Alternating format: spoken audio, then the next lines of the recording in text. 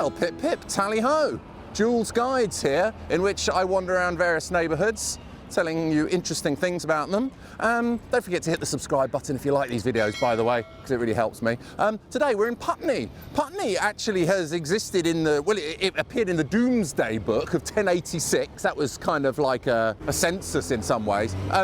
Before this bridge existed, there was a ferry. And as mentioned in the accounts of King Edward I, he's the one out of Braveheart, the one who has Mel Gibson hacked to death at the end of it.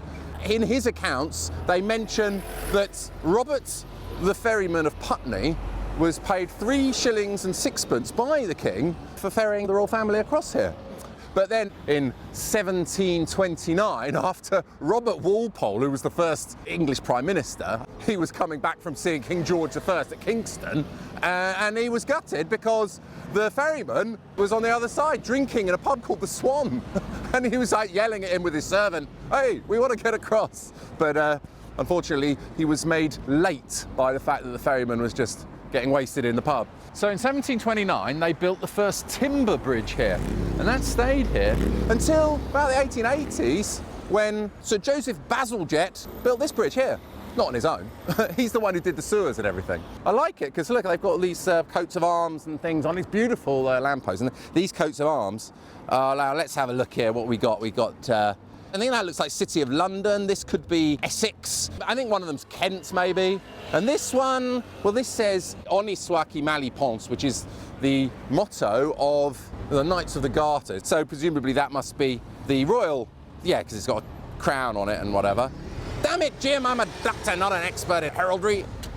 Until about 1750, when they built Westminster Bridge, this was the only bridge across the Thames. Well, west of London Bridge, anyway. Let's go this way. The water is wide, I cannot cross over. Neither have I the wings to fly. Just at the end of the bridge here is the Church of St. Mary the Virgin. That's a pretty old church. There's been a church on this spot since like 1292 or so. I think it's had various changes, but the tower, I think, did I read that right? It's from the 15th century, so that's pretty old. But it did have a massive fire in 1973 and they had to reconstruct various parts of it, causing the altar to be placed in the north, which is a bit unusual for a church, rather than the traditional east. When you go inside, there's some magnificent exhibits in there. They've salvaged some of the old stuff and they've put them on the walls in there. But what's really cool about it is that in 1647, during the English Civil War, or sort of time of Oliver Cromwell and his New Model Army, they had this series of debates here, organised by members of the New Model Army, to discuss a new constitution and how the country's going to work after they eventually depose King Charles I. And present at these meetings were the Levellers, not the Levellers as in the band. They were a group of radicals who advocated equality, constitution reform and suffrage. Wasn't it Cromwell that wanted to cancel Christmas? Yeah, it was. He was a real bundle of joy, old Oliver Cromwell. He closed down all the theatres as well, didn't he? I mean, what a laugh he was. But anyway, yeah, so he said that everyone who had land should get a vote. But Colonel Rainborough, he was on the Levellers' side, I believe. He said, "I think that the poorest he that is in England hath a life to live as the greatest he." Meaning he thought that any person should have the vote. Well, any man anyway. Women were completely left out of this, obviously.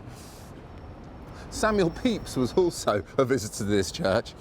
There we go, look, he came on the 28th of April, 1667, he recorded, and then back to Putney Church, where I saw the girls of the schools, few of which were pretty. He's always going on about the girls in church. It's disgraceful. He was a dirty rotter. He was a dirty rotter. So it was the Roundheads v the Cavaliers. So the Roundheads were Oliver Cromwell's lot because of their distinctive haircuts, I think.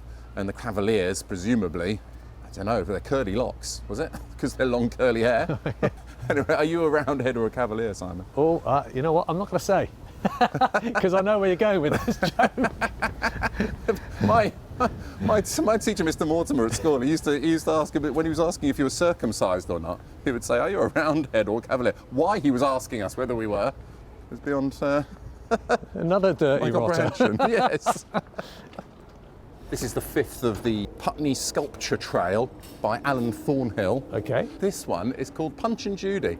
It actually looks a little bit like the T-1000 in Or like Terminator. liquid metal sort of thing. Yeah, especially the faces. There's like 15 of these or so.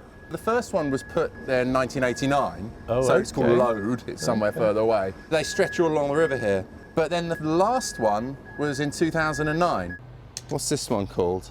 He or she's got... Oh, it's a mother figure. It's supposed to be a mother figure. To me, I thought it was someone with three. Reminded me of that character in Total Recall with the three bosoms, I see, right. the three breasts, and he goes, "Man, you make me wish I had 3 hands." Do you remember that scene? It looks, but no, that's actually the head. That's the head, and then, so it's a mother with child. What do I know about art? A splendid street, this, Deodar Road. It was in this very street that the EMS VCS3 synthesizer was. Was it really? first You're created. kidding me. You are kidding. It was used on Oh, Dark Side of the Moon, Simon. It was used on Dark Side of the Moon. Someone somewhere will care about that. And they even did a Putney version of I it. actually know someone who will, Peter Smith. So there you go. Peter Smith you will see. absolutely care about that. I'm always trying to put down my amazing facts about that. Bring me a boat that can carry to Anbosch Road. Pity about that. Looks like there was a lamp sort of been removed there, doesn't it? But yeah, this was built in 1887, the Putney Railway Bridge. I mean, obviously I particularly like anywhere that has been used in the Sweeney. So we've got the Hurlingham Yacht Club just underneath the bridge here, which you may recognise from the Sweeney. I love the Sweeney. Shall I mention it, Simon? Yeah, mention it. I don't know how many people watch all of my videos. They're probably sick to death of me talking about stink pipes, but I rather like them. But then this may be the first video you're watching of mine, in which case, get used to me going on about these bloomin' things. This is a rather nice one, that. Look, green, painted green, this one. But it looks like it hasn't had a lick of paint for a while. It doesn't look as decorative as the earlier ones we've seen, No. eh? Some of them are quite. Well, I was saying that, you do get a little bit of star bolts and whatnot. Yeah, that's quite nice, isn't it? Yeah. But it's just in front of these almshouses, which originally were provided by Abraham Dawes, who was a collector of customs. He actually lived on the site of what is now Putney Station. And it was back in 1629, he provided these almshouses for 12 poor, indigent, decayed and decrepit almsmen and almswomen. The current ones actually date from 1861, so I guess they must have been redone or something. But they're still rather beautiful, and they still provide housing for local people, so. They always look the same, don't they, these almshouses? Always have this kind of low, kind of... Yeah, it's like a high-pitched roof. Big attics. Stick a lot in the attic. Yeah, What's an almsman, did you say? Did you say an almsman? Almsmen, people who receive alms. Alms to the poor. A-L-M-S. Like kind of charity almost. A-L-M-S. Yes. Almsman. Not alms. Almsman. Alms. Almsman. A ship there is, and she sailed the sea. She's loaded deep, as deep can be. Now I believe, unless I'm mistaken, this is the location of the Cinderella Dancing Club back during the war. It's called the Black and White Milk Bar. This was where a bomb dropped. You can probably tell from the types of buildings, but there was a bomb dropped here and it killed over 100 people who had come to dance in this nightclub. Yeah, I was reading an article about it, very sad. There's eyewitness accounts of people pulling people out of the rubble. It was a really tragic event. In 1943 that took place. There used to be the Regal Cinema and became, throughout the years, it was the ABC, the Gaumont was there. Now all that remains is the Odeon, which is still sort of over there. Oh yes, I see.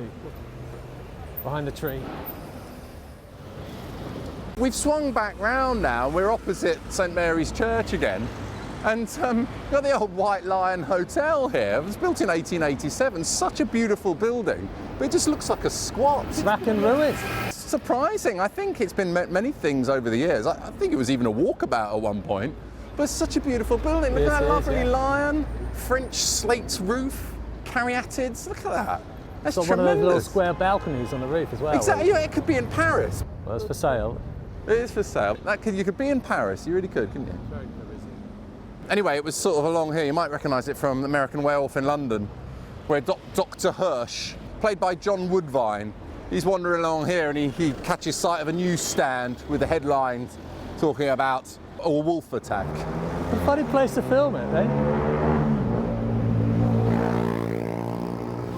Kenilworth Court here is a very beautiful building, and they've got some interesting blue plaques, as if you cared. Lord Hugh Jenkins over there, but the one that I think is the best is Fred Russell, the father of modern ventriloquism. He was originally a journalist. He's the one who pioneered having one of those puppets sitting on your knee back in 1882. And so I suppose he's revered in the world of ventriloquism. Got the gear. You'd have thought it'd be older than that, wouldn't you?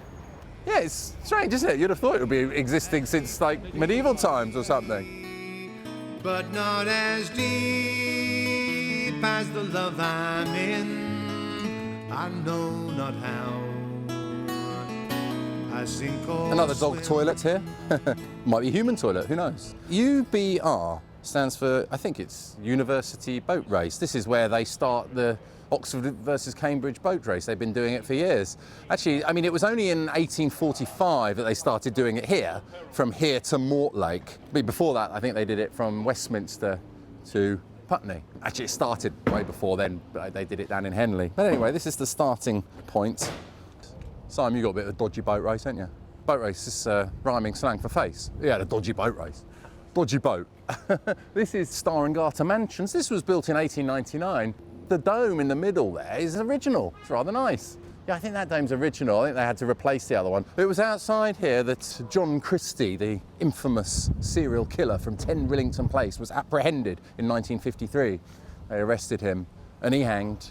I mean, what's really sad about that story, apart from all the people he killed, was the fact that Timothy Evans, who was a fellow tenant in 10 Rillington Place, he was wrongly accused of the murder and he was hanged. Yes. He was hanged for having killed his wife. Played by John Hurt in the film. Oh, right. Really? Yeah. John Hurt, who asked out my mum. That's God, right. so many people are going to think I'm making this up because I mentioned Peter Ustinov, who asked out my mum. Yeah, a lot of people. He definitely did. He wanted to do more things I won't go into. Now love is handsome and love is fine.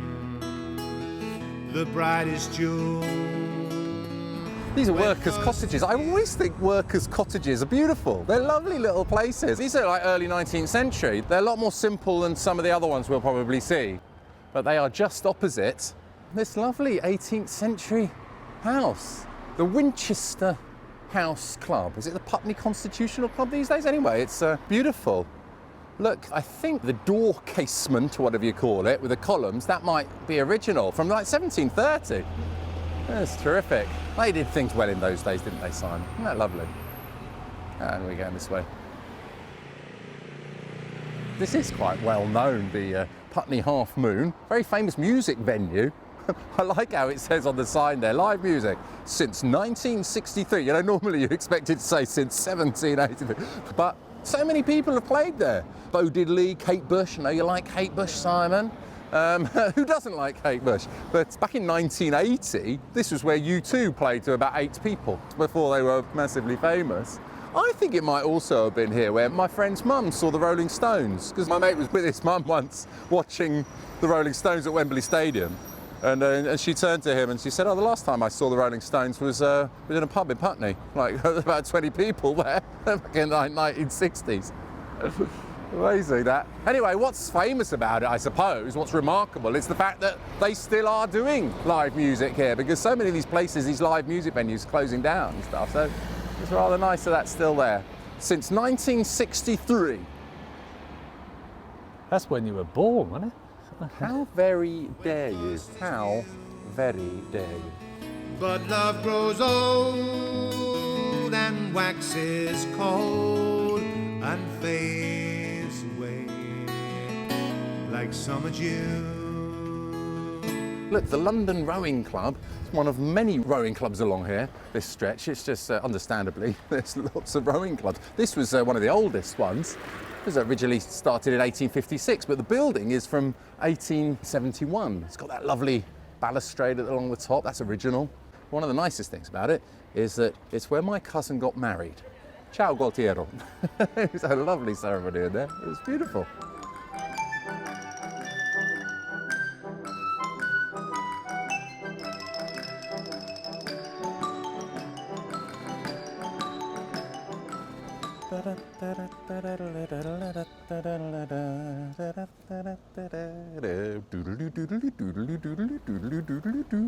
I got a feeling you're dressed for the occasion here.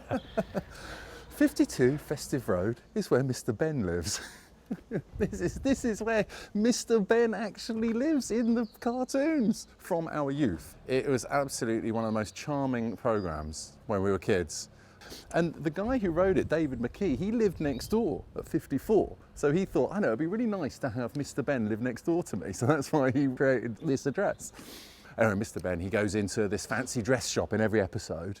And as if by magic, the shopkeeper appears. And then he tries out a different outfit and goes into the changing room and steps into another world where he has a massive adventure. Anyway, they're all on YouTube and they've got tremendous music.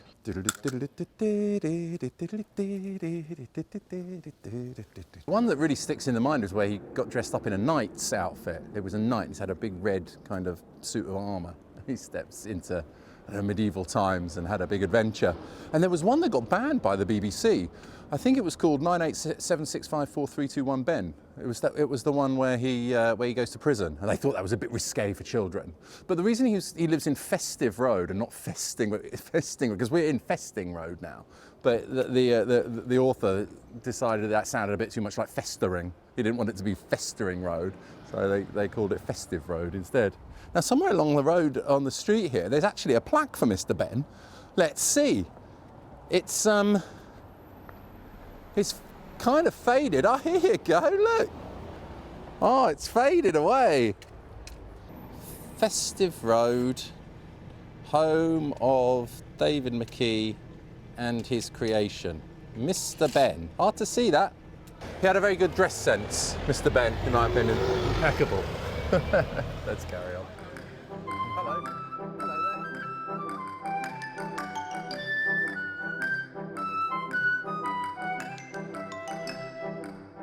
Adam! Hello. How are you, Jules?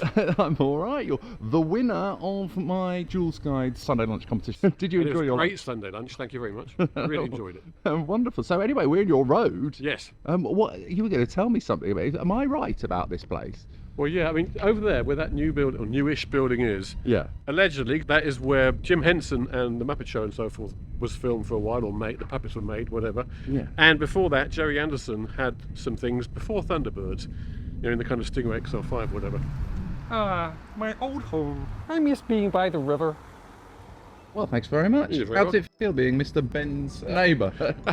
I see him every day, you know. He has a good dress sense.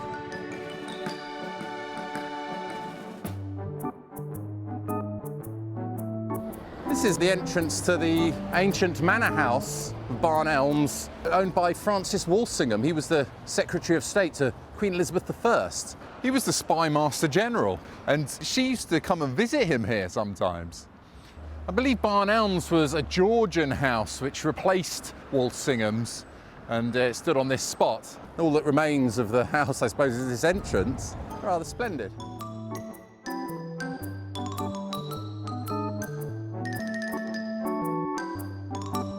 These are more of these lovely labourers' cottages here. So you can see these are slightly more ornate than the ones that we saw earlier on from the early 19th century. These are more like 1860s, but they're on the location of the old plague houses, which used to be here since 1665. So plague houses, or pest houses as they were called, were built on the outskirts of the town so they wouldn't spread the disease. So during the plague, you know, they wanted to shunt them off to outside places like this. And their view would have been, before they built this, it would have been that lovely old hospital, where it looks actually old, really beaten up in the film, in American Werewolf in London, where he goes to recover from his wounds. He goes to this hospital, which was here. But I mean, I guess it was during that time that it was kind of in the process of closing down anyway. It's probably why they managed to film there. And then they smashed it all down and they built that instead. Stick to the paths, Simon, stick to the paths.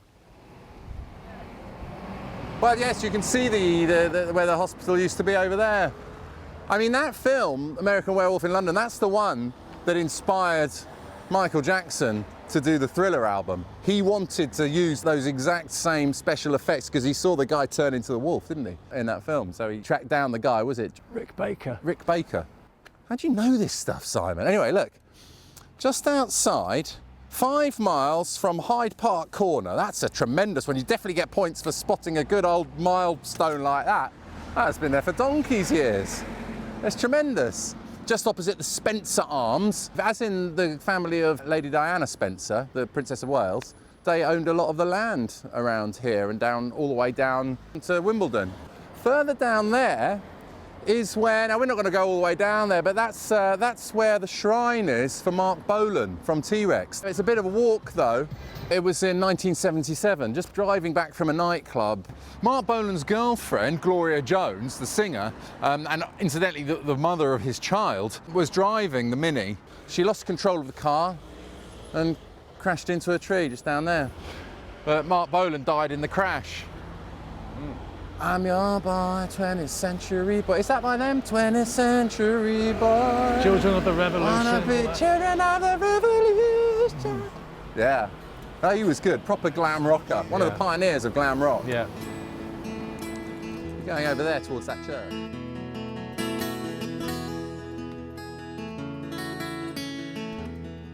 I must say that Putney gets my vote. I rather like it. It's jolly lovely around here. This is All Saints Church. And now you have to phone them up if you want to go in and arrange a visit.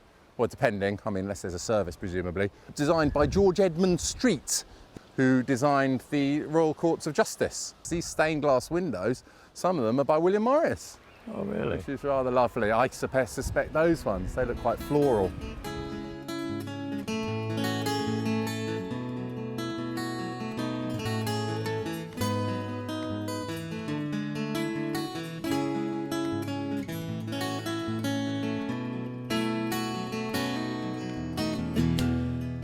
Quite a remarkable meeting took place in this house. It's kind of funny, it's really charming. G.H. Hardy, he was this great mathematician around the 1920s. He's one of our leading mathematicians. I think he was at Oxford or Cambridge or something. He started up this correspondence with Srinivasa Ramanujan, widely regarded as one of the best mathematicians who ever lived. And G.H. Hardy, he came to visit him here as he was rather sick, and he didn't really know what to say to him, and he thought, well, you know, I hope you get better soon. And the taxi I arrived in, that had the registration number 1729. Rather a boring number, don't you think?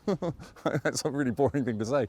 But Ramanujan, being such a great mathematician, he said, no, on the contrary, 1729 is a very interesting number. It's the smallest possible number which can be expressed as the sum of 2 cubes in 2 different ways. Incredible, he just off the top of his head, he said that. But yeah, he died very young. Let's talk mathematics. Oh, God, please. I don't know, an interesting number is one that has something mathematically peculiar or interesting about it. Like that one that he's just expressed as the sum of 2 squares, something or other. That was a very interesting number, but the smallest uninteresting number is 12,407, because 12,407 is not of any mathematical interest in any peculiar way. But therefore, by being the smallest uninteresting number, it then acquires significance. So I suppose it therefore is paradoxically interesting. It's not expressible. Were you sighing? No, I wasn't sighing at all. I was Now the water is wide, but I cannot cross over. Neither have I. The wings fly. This rather unappealing looking sort of space here with a massive advertising hoarding. It's just on the corner of Charlwood Road and Upper Richmond Road. That's the last vacant bomb site in Putney. So a bomb hit there on the 18th of June 1944. As you can see, there was obviously buildings there and stuff before. It smashed up the police station which was here, also blocked the railway behind there, and blew the roof off this Methodist church here. But then the roof, it sort of lifted up a few inches and then it just landed straight back on in place. Hello, we're like in a cartoon. Whooshoo. Nice old sign there, look. Love these old buildings, it's very characterful. The Exchange, it's called. Can you see that? No longer the Exchange. It's from the time when it used to be Henry Oliver. I think it's a 1930s sign, is it? I don't know. sure someone who lives around there will remind me. My love and I. Yeah, but look how, I mean, that's brutal. That is a love. I mean, I'm not sure if there should be any points for this telephone box. My goodness, what a state! Imagine if you really needed to use the phone as well. It doesn't fill me. It doesn't inspire me with confidence. That. There we are. Look, we've reached Putney Hill. This is lovely. This is lovely. Down that way, that's where Harry Gordon Selfridge used to live after he got broke. In the night around 1911, when he started up Selfridges or whatever, on Oxford Street, he was one of the most successful businessmen. He really turned shopping into a different experience for people. But then he ended up just blowing all his money on, I don't know, fast cars and women or whatever, and ended up living in a little flat. He wasn't destitute, but he was kind of broke. And he lost his share in the company, his own company, so he'd take a bus all the way up from down there, all the way along here to Hyde Park Corner, and he'd change at Hyde Park, and he'd say to the new bus, and he'd say to the conductor, Selfridges, please. And then he'd walk up and down outside Selfridges, just looking at the window wistfully, thinking, oh, that's my name, you know, how sad. Amazing. Anyway, sorry, I digress. In fact, this is the Zeta House, is it? Zeta House, Zeta Building, or Zeta and Company. They were a bakery back in the 1930s. By the 60s, they had 17 or so branches. They closed down in the 60s. But what I like about it is if above the windows there, you can kind of see bits of corn and stuff. I like it when a building was built specifically for the purpose of that company. It's quite nice. It's right next to Putney Station, built in 1902 on the site of where Abraham Dawes used to live, the guy who provided those almshouses that we saw earlier on. Lovely, lovely. Let's just pop over here actually. There's a really nerdy thing I want to say. This rather delightful location is where Edward Gibbon, the historian, lived. We had to read some of his Decline and Fall of the Roman Empire. It was like 6 volumes. He wrote it in the 18th century. But it's still regarded as one of the greatest pieces of historical work. Winston Churchill said that it was probably the only book they had considered taking to a desert island with him. But anyway, the reason why I'm talking about it, because I don't particularly like blue plaques but all that much, it's quite a coincidence that Gibbon was also the telephone number for the local area of Putney. In the 1960s, they started to run out of numbers, and so they created Gibbon 442. Because if you dial it on a keypad, Gibbon is 442. Anyway, I just find that quite coincidental that Edward Gibbon lived in Putney. But it didn't last for long. They brought in the new 01 system, so it became 01789, I think, for Putney.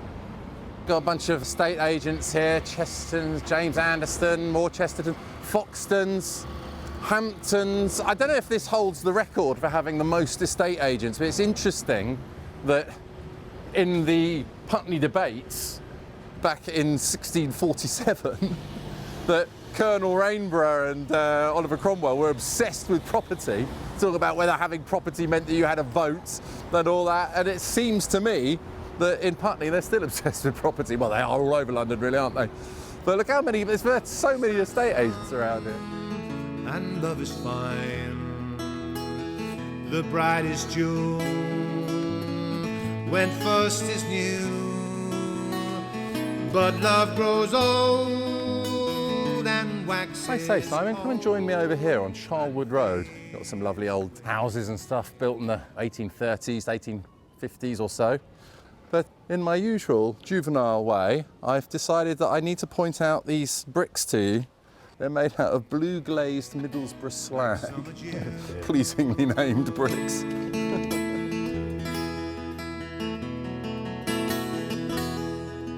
Lovely old houses along here as well. I mean, this is the actual path, the actual route along here is quite ancient because it follows the route of the path that led down to the old ferry.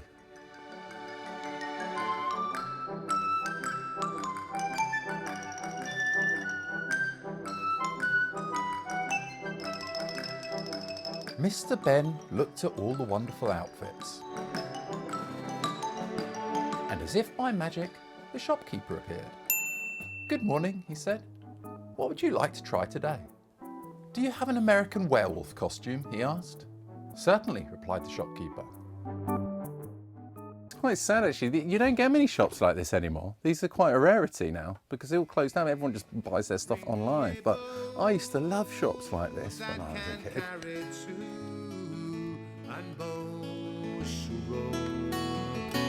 My love and I and Beauchevreau. My love and I. Cheers, Simon. Cheers. Cheers, everybody. Thanks for watching. Don't forget to hit the subscribe button if you like the videos. And don't forget to head over to my website, joolzguides.com, where you can buy my book, Rather Splendid London Pub Walks. You can buy merchandise, leave donations, and see lots of other videos all about London. See you next time.